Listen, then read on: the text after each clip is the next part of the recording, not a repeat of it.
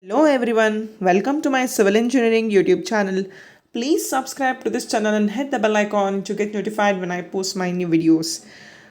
Today we'll be discussing the concept of perpendicular axis theorem.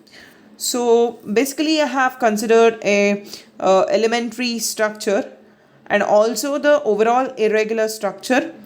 So the elementary structure has the area of equal to dA.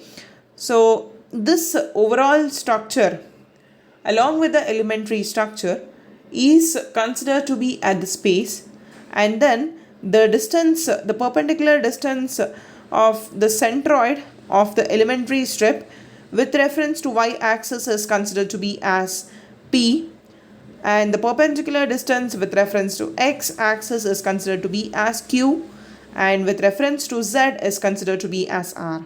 I just repeat it once again. So here I have considered the irregular structure, wherein on the irregular structure itself I have also considered the elementary strip, which is of area equal to dA, and this overall structure is considered to be as in the space. So the red color dotted lines represents the centroidal axis about x and y.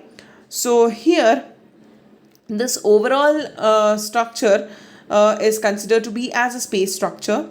So wherein the perpendicular distance between the centroidal axis to that of y is considered to be as p, and from centroidal axis to that of x axis is considered to be as q, and that of z axis is considered to be as r.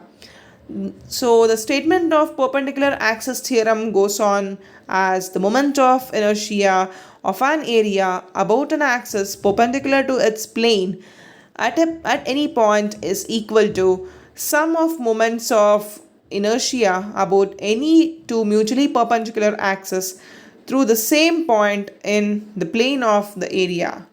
So coming on to the proof part.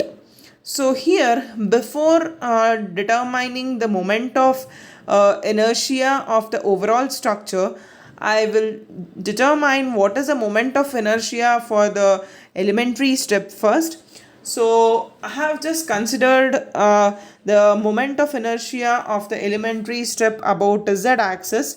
So in order to determine the moment of inertia of the elementary strip with reference to z-axis, so it is nothing but area multiplied by the perpendicular distance, square of the perpendicular distance. So here the perpendicular distance of the elementary strip with reference to z-axis is equal to r. So therefore the moment of inertia is equal to dA into r square. So dA into r square is the moment of inertia of the elementary strip about z-axis. So we also know that from the diagram that r is equal to p plus q.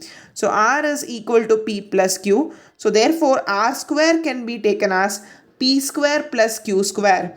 So r square can be taken as p square plus q square. So therefore if I just treat as equation 1, so we need to substitute the value of r square in the equation 1 so that the moment of inertia is equal to dA into p square plus q square.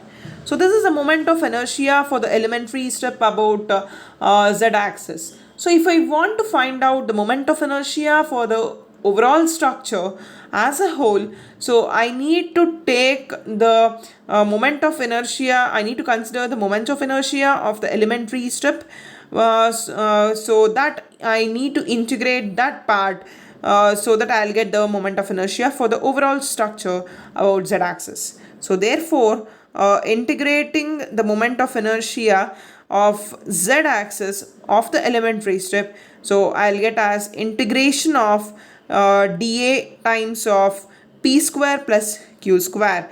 So that is nothing but Izz. So Izz is the moment of inertia about zz axis. I represents the moment of inertia. So zz is the axis of reference. So next, if I just split that, it will be equal to integration of dA times of p square plus integration of dA times of q square. So integration of dA times of p square is nothing but the I y value, so I x value. So integration of dA times of q square is the value of I y. So therefore I z can be taken as I x plus I y. So this is the proof for perpendicular axis theorem as a whole. Thank you for watching. Please like, share and subscribe the video. Thank you.